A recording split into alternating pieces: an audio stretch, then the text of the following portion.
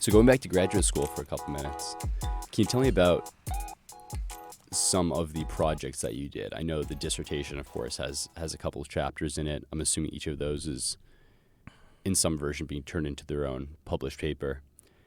Can you talk to me a little bit about maybe how you chose those projects or how your research focus changed over the years? Yeah. It's actually pretty discrete. I would say there are three. I worked on a lot of little things here and there, but like three big ones. My second week of graduate school, September 19th, 2017 was Mexico City earthquake. Same day as the 1985 event. And Mexico City famously has these like soft, really low shear wave velocity clays, and the whole basin will amplify and like destroy buildings. So broadly speaking, that takes earthquake shaking waves, makes them stronger, and causes more damage. Yeah, it concentrates the energy of the waves, and that makes the displacement and the accelerations on the surface larger at certain frequencies, or it moves the energy around in frequencies, and that, when it lines up with the resonance frequencies of the buildings, causes big issues. And what's the resonant frequency of a building? Everything in the world has a resonance frequency. It's basically like if you sing an A into a guitar, the A string will vibrate, and that's because there's little... I'm qualified for this, but not the most qualified. But that's basically because the vibrations that are moving through the air are the same as the frequency that string wants to vibrate at. And that's a function, in the case of the string, of the tension and the length. And so that's basically like when you pluck it, if it's stiff, it will move, the energy will move faster along that string. But because you're sending energy at that frequency past the string will vibrate. So you've excited that string. In the case of a building, it's again a function of like the stiffness and the geometry of the building. But it will like to resonate at certain frequencies. And if those frequencies line up with whatever energy you're sending through it, through an earthquake wave propagation, if those line up, the building will amplify, or can amplify, and when it amplifies, it can fall down. So that's the whole like theory. That's Lori's that's her like OG research. We've like moved on to other stuff, but like that's her grad school research. And then like there's always been a side of her research group that does that field of study. Yeah. And to put a cap on that, I think, so Mexico City is one of the cities that's built on soft soils that amplify shaking waves in the frequency range that's in the same frequency range as what a lot of buildings expect to vibrate at. Yeah, Mexico City has these like 80 to like 180 meter per second shear wave velocity soils that are basically just like volcanic ash that settled into this lake. It's Lake Texcoco, Xochimilco, and I don't remember the third one, but there were these three lakes that were there when the Spanish arrived. So we're talking like human history time scales, not geologic time scales. The Spanish filled them in, and they filled in with like volcanic ash. It's sort of rimmed by these volcanoes. Oh, really? Yep. Like they filled it in manually with volcanic ash? The clays, they filled a lot in with just their own fill, but a lot of the lakes are also had been naturally filled over geologic time scales. Okay. So like a lot of the deeper clays were there when the Spanish arrived. Yeah, they're these super soft clays, and as a result, Mexico City is like a really dynamic and interesting place geotechnically. The stories that you will see in the news are about the city sinking, and that's because those clays, in addition to amplifying seismic energy, are really compressive. And so when you put a bunch of buildings on them, you're putting a bunch of weight on these clays, and over time, it drives water out of the pores, and the whole city is sinking. Okay. I think it's on the order of feet, maybe even meters. I don't know what the number is. I didn't study that, but that's in pop culture, like you'll see that as headlines. That's the famous one. Okay, so that's because the soft soils that the buildings are sitting on currently filled with water, or I guess maybe previously filled with water, and as the water gets squeezed out of them over time with new heavier buildings being put on top, the soils compress. Yeah, and they just compress in addition to the water getting squeezed out of them because they're really loose. So there's like a combination of factors. They also are pumping a lot there, which is just making the problem worse. So they drop the water table. Right. That's a big problem in California. Exactly. Right? Artificially remove the water in the pore space, and then from the it aquifers, settles right? quickly. Yeah. There's that famous photo in California of that guy standing under a pole. Yeah. And it's like the elevation of the ground, 100 years ago was 20 feet above his head. Yeah. That's a tough one. So yeah. That was my master's research. Was just that's like a really famous case, and Lori kind of gave me free rein to just go crazy because that event was really big and relevant in the site response community.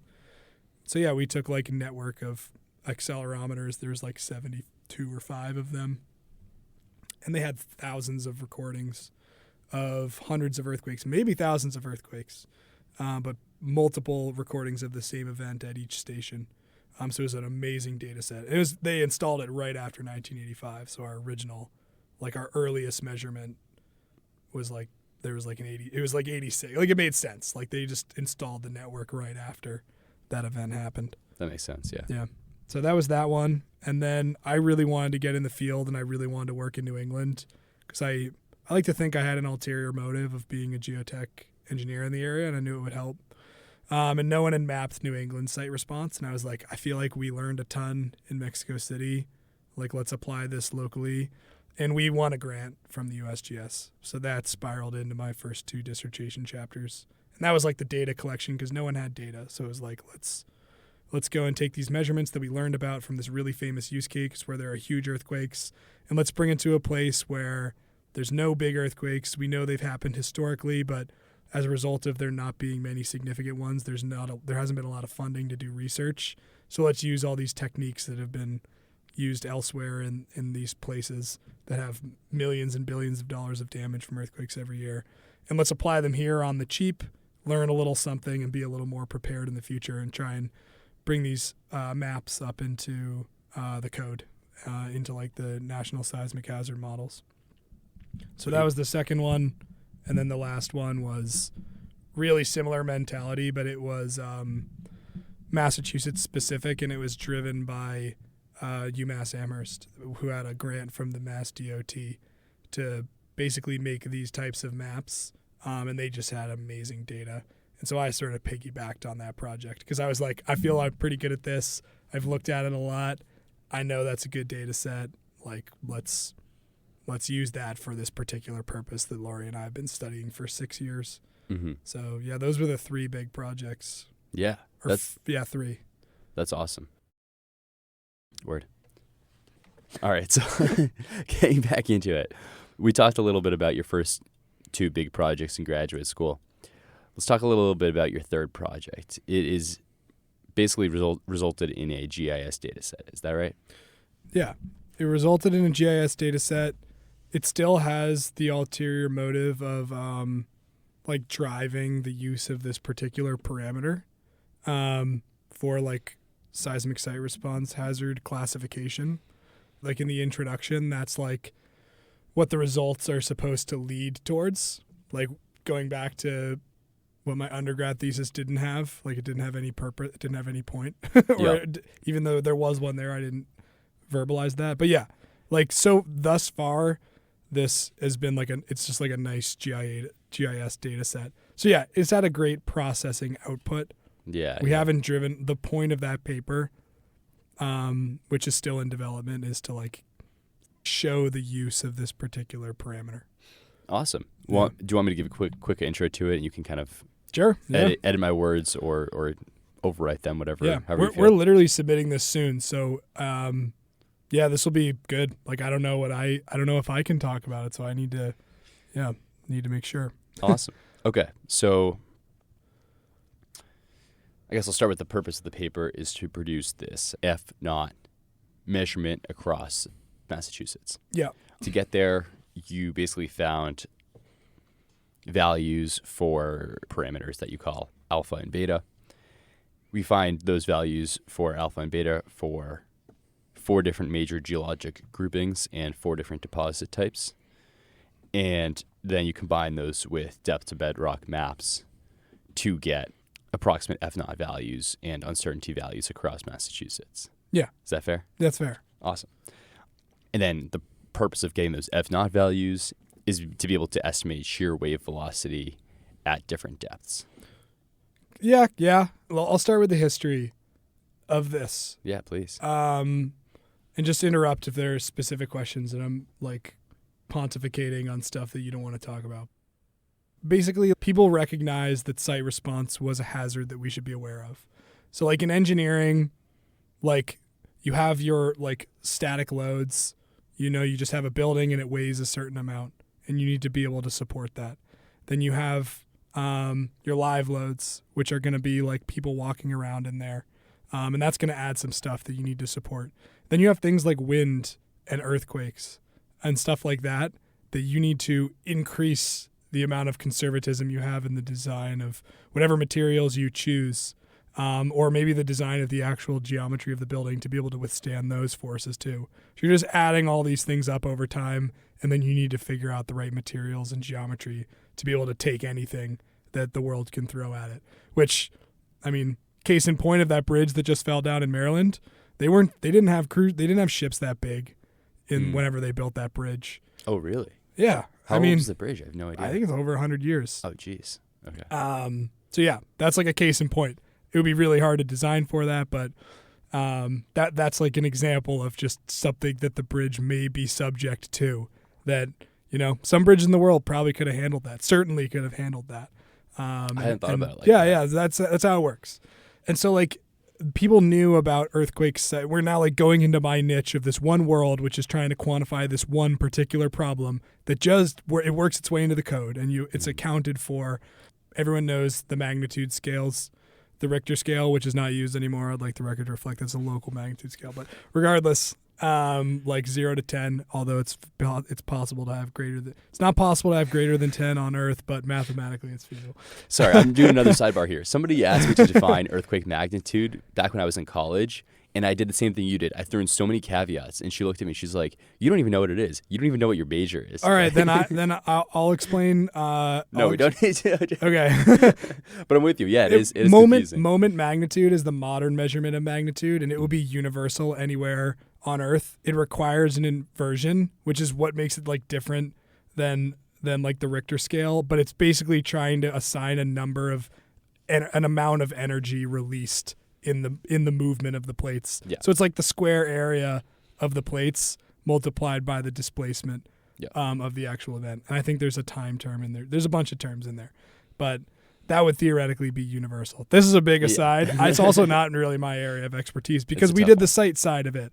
But like, so there's earthquake magnitude, and that's going to be the amount of energy released by the earthquake, and that's going to subject your building to a certain amount of force. Mm-hmm. Earthquake site response is just add a little to that. It's just like there's going to be some areas nearby where it's going to be worse. And so like that's just another term you're trying to account for. And again, like I said, engineering's imperfect, so you're trying to account for these things.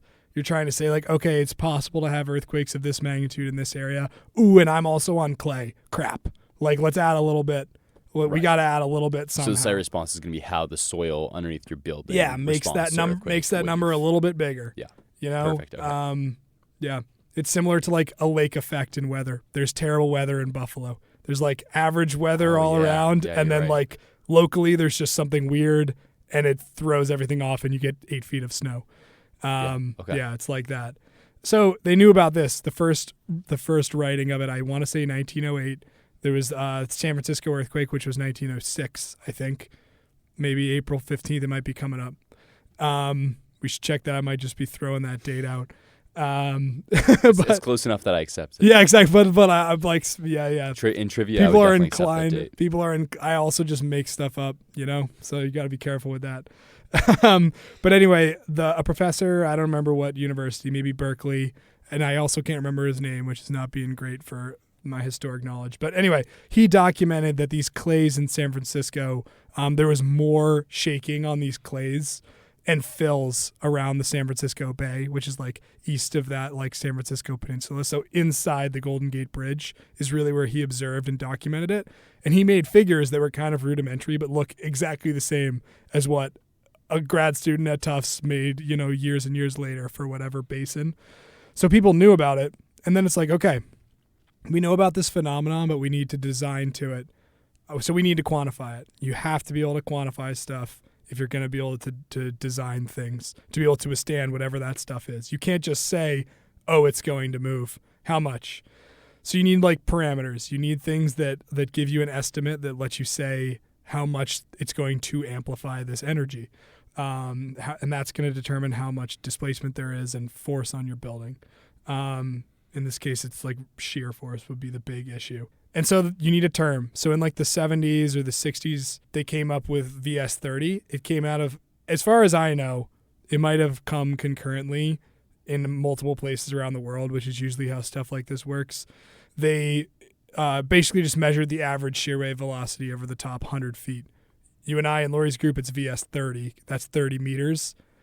I think they picked 100 feet because all their boreholes were 100 feet deep. And so they had these shear wave velocity profiles down to 100 feet. And they just took the average. And what's shear wave? Shear wave velocity. Shear wave velocity is how fast waves propagate through materials. So you can have a shear wave velocity through a ruler. If you shake a ruler, it's going to determine how much the tip vibrates. If you take a slinky, this is the classic way that like your high school physics teacher would say. If you just if you lay the slinky out on the floor and you jiggle it sideways, the shear wave velocity of the slinky is how fast the wiggle in the slinky makes it to your friend on the other side. And then if you shake it many, many times, you'll start making vibrations and you'll see cool fundamental frequencies of slinkies and stuff like that. You can make standing waves and all kinds of cool things. So that's what that is. And in this world of earthquakes, in general, the observation they made in the early 1900s, the lower the shear wave velocity profile is, the more seismic energy builds up, the more the ground shakes, the more your building's in trouble. How do we quantify that? They said, okay, we have all this data down to 100 feet. Let's take the average. And that's a pretty darn good term. You know, it's soft up here. How do we say it's soft up here? How do you quantify that? And that was the number that they came up with. And so that's like, you then say, okay, we have a number now. We can make measurements. We can take them all over the place. We need to prepare our societies for this. Let's just pretend you and I are in California. What's a good way to communicate this number to people or provide it to local engineers so they can account for it without having to go through so much trouble to measure it themselves? That costs a lot of money. You need specialized people to do it. Let's start building maps. So people just started making maps of VS30. And so, yeah, there's just like maps of this number. It's often correlated to geology, like softer geologic deposits have lower VS30 values or VS100s, whatever. And that's kind of how that worked. And then VS30 works its way into the code. And that is how you basically build these things called design spectra. And that's what you would have to design your structure to. And it would just change that spectra around a little bit. Awesome. Yeah, sorry. That's the background, and that leads to the point of this paper, which is that VS30 isn't all-encompassing. And that's because the ground shakes at different frequencies, and that frequency is very important, and VS30 doesn't say anything about that.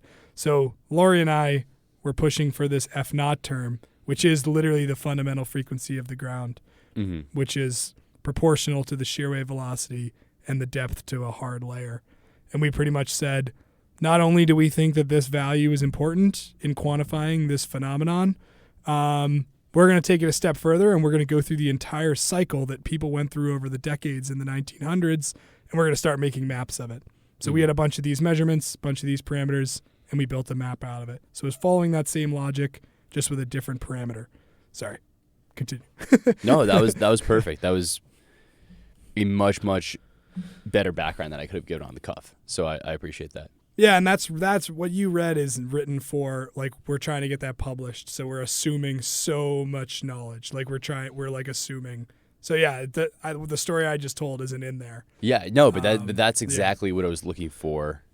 And I did a little bit of background internet searching, and that was a much better background than I could have put together myself on a short notice. So from what I can tell, you pretty much did it, right? Like you got the V-naught, the F-naught maps put together, right? Do you have these published? Are these going to be online? So the F-naught is, the F-naught is going to be online. We're going to submit it to probably Earthquake Spectra literally in the next month. I'm changing the VS30 figure in there because they just redid the code. So I'm changing that. Yeah, they just added some additional site classes. So that's the last touch that's going into one of the last figures. Is that the figure 20 that I got confused on? It's probably 20A. Yep, that was exactly. Or maybe 20B. No, it's not that. It's not that. No, it's not that one. It's probably on the next page.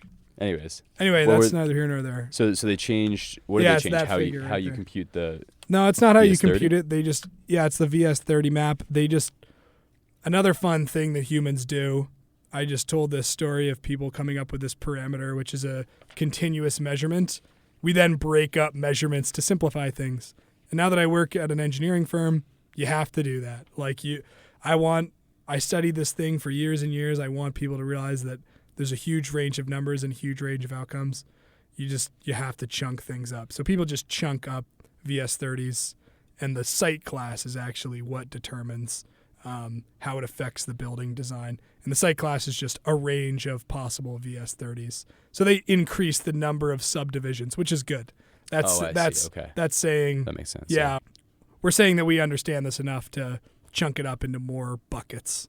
So do you have 16 buckets in yours? The 4 geologic groupings and 4 soil deposits? Okay, so that's also the same logic of people bucketing things, but so now we're getting into the methodology. So Lori and I have been mapping F-naught for even the first 2 chapters. We originally did it the way that they originally did VS30, which is we have a bunch of points and we have a bunch of good geologic maps. Let's just group all the points into their geologies and take the average and call it a day. Period. Really rudimentary. The only exciting thing about that is people hadn't done it yet. And so that was it. But it was not hard to do mechanistically. It was not very elegant. It was just we have all this data and we know that this is becoming important. The problem with that is this particular parameter changes with depth to bedrock. I envision New England, and this only works here. So this is also, if you were a practicing engineer in California, this actually starts to not work quite as well because you need a particular condition, which is really hard basement rock with really soft soils over it. And that's what New England has because basically the glaciers come down, they wipe out everything soft, they scrape this really old, we also have old hard bedrock, scrape it down to bedrock, they retreat and deposit all these glacial deposits that are soft and in a lot of cases, soft and unconsolidated outwash from the glaciers. In a lot of cases, they're hard too. Tills, really compact tills at the base of the glaciers. So we have these particular conditions. And F-naught, therefore, doesn't just change by the type of geology it's in. It doesn't just change by the type of geology it's in, which shear wave velocity kind of does. You're in clay, it's soft. You're in till, it's a little bit harder. That's all a shear wave velocity tells you. F-naught also tells you how deep it is to that hard bedrock. So it's a function of both how deep the bedrock is and how stiff the soil is, which is extremely analogous to a building or a guitar string of different lengths and different stiffnesses will change in pitch. It's the same sort of governing idea.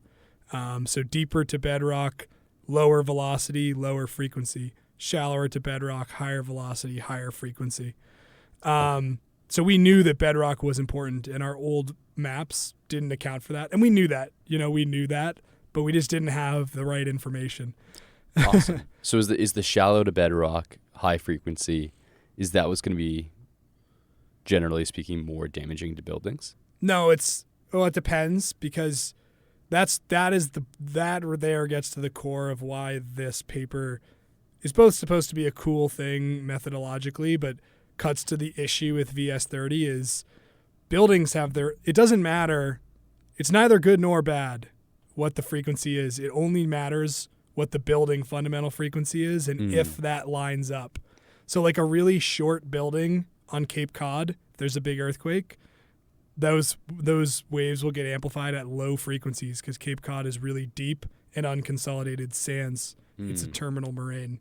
But that same building, shorter buildings have higher fundamental frequencies, and so those two aren't going to line up. It's not going to be. So that's perfectly fine. Perfect. For that short building. I mean, it still probably wouldn't be good, but we less damaging. Than if it were to be a if we're just building. like thinking statistically, we're less worried about the site response issues here. Much better way to put it. Yeah, Thank you. yeah.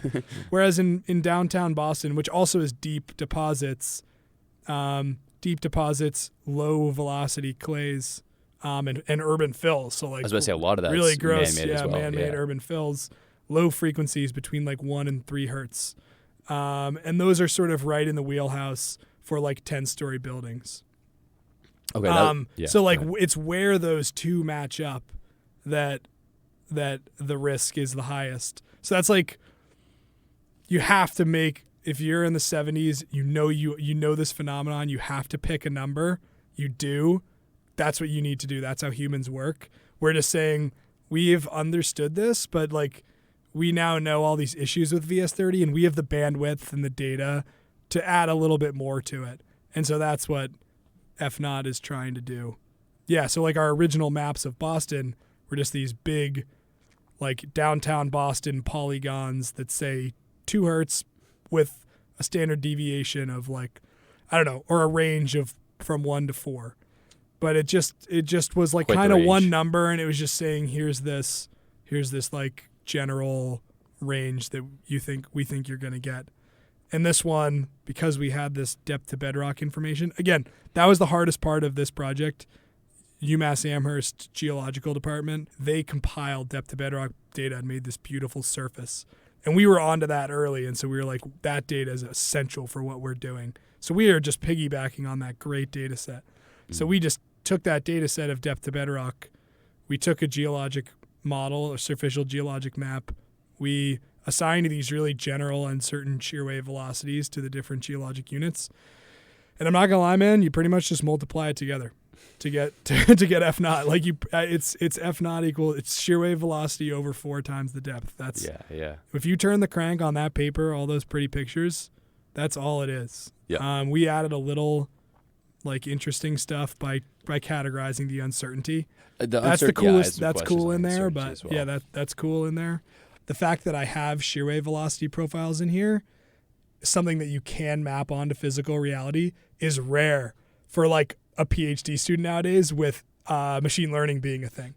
Like you could also make a model where under the hood it's just a machine learning algorithm or an AI algorithm aimlessly making predictions that you're trying to get from a set of parameters, and there's no way to map it onto anything physical. So this was a study where we connected all these real parameters in space, depth, shear wave velocity, and F-naught, which are derived from these real things. And I'm giving you these shear wave velocity things, which mean something in space, are real measurable parameters. An estimate of them. Obviously, I set all these assumptions. We didn't have to do that. Like this paper would be equivalent.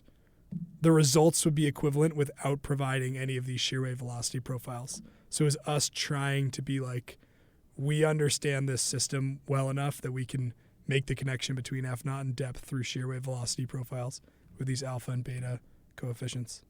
We're getting into the weeds here. I don't know. This is exactly what I want to hear. I don't know if anybody else will be interested, but that's all right. Yeah, this is deep in the weeds. No, this is again exactly what I wanted to hear about. So I appreciate that. Okay, so where's this paper now? So it's almost going to be published, hopefully, at some point soon. In the production pipeline, I should say. How about the data set? The data set will be published with the same time?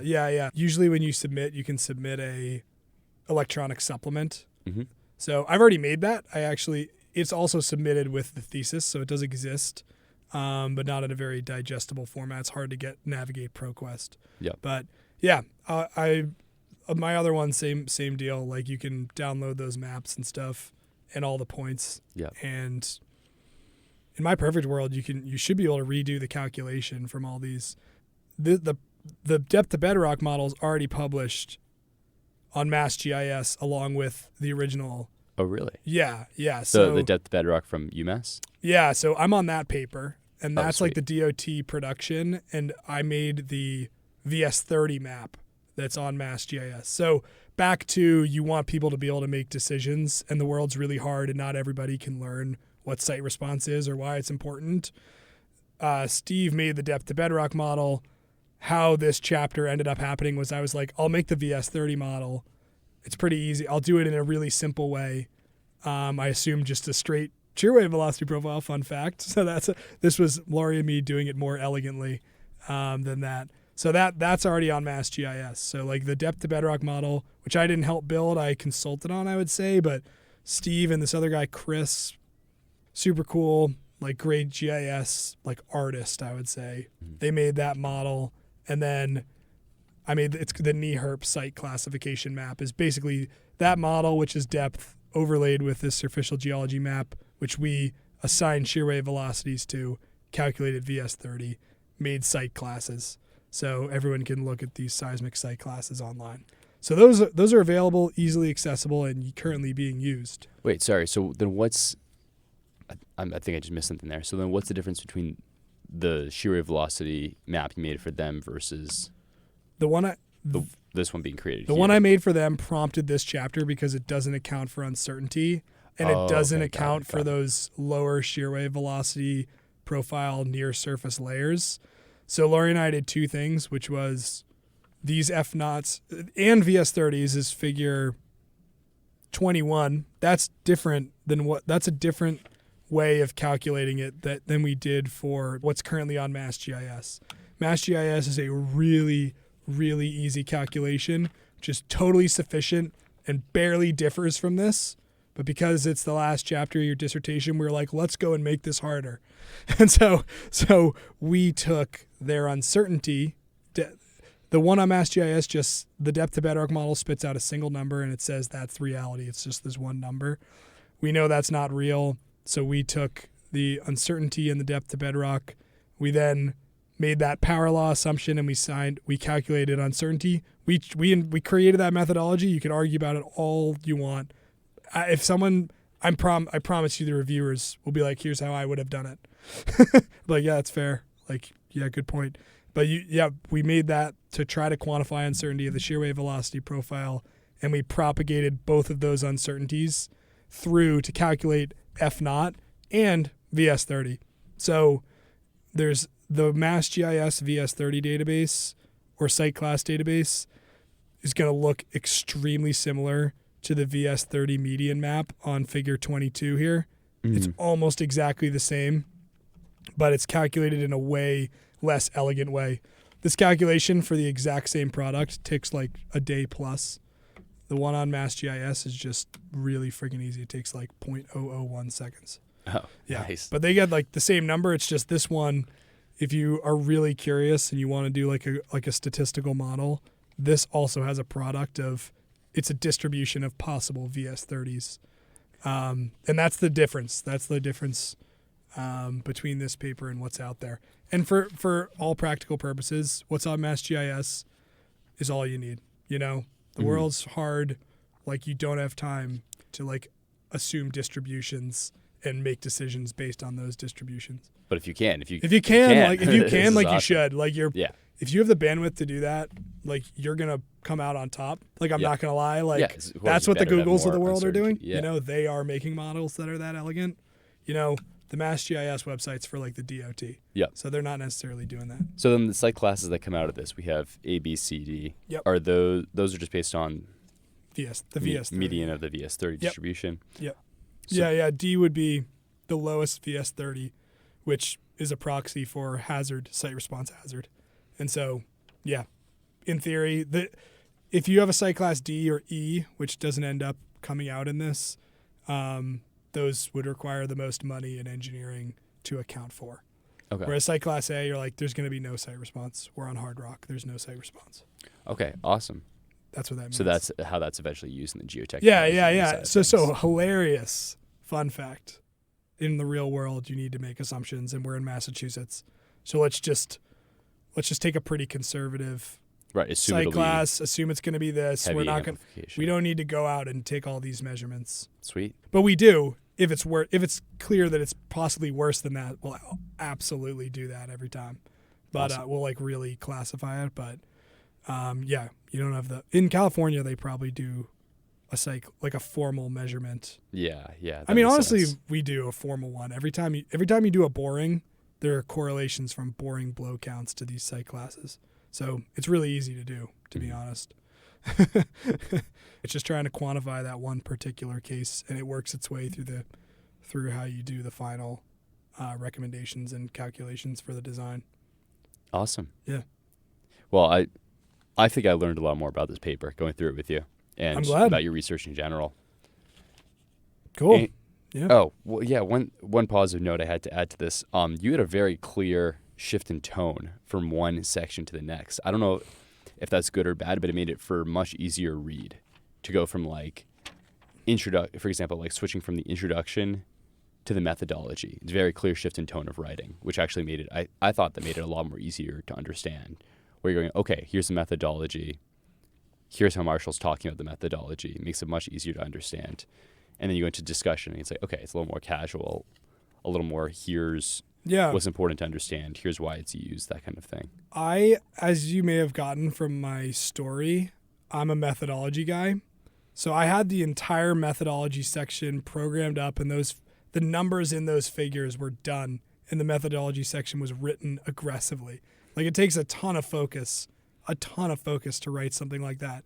Like, you kind of have to and write it well. Yeah, and like write it and be right. Like, I didn't know what I was doing. Like, I kind of knew what I wanted, but it's like hard, and you're like sitting on a computer like trying to make this thing work, and that's like hard.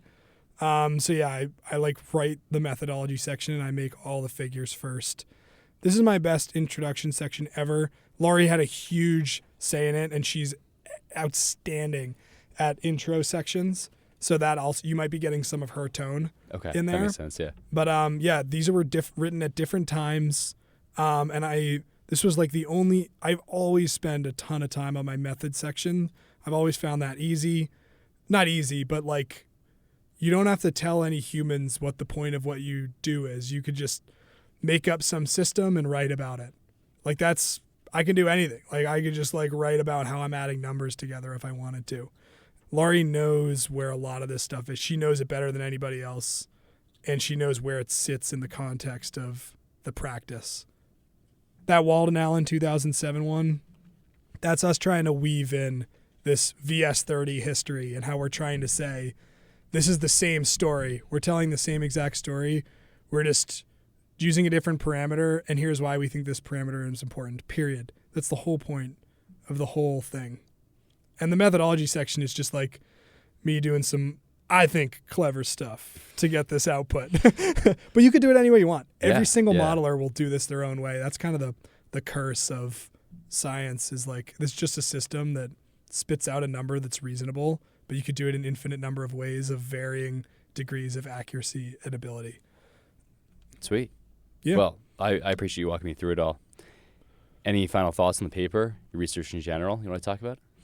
I don't know. I definitely think you got to make figures. Like, I like that. If I'm in a PSA, I think that language has some enormous drawbacks of trying to communicate.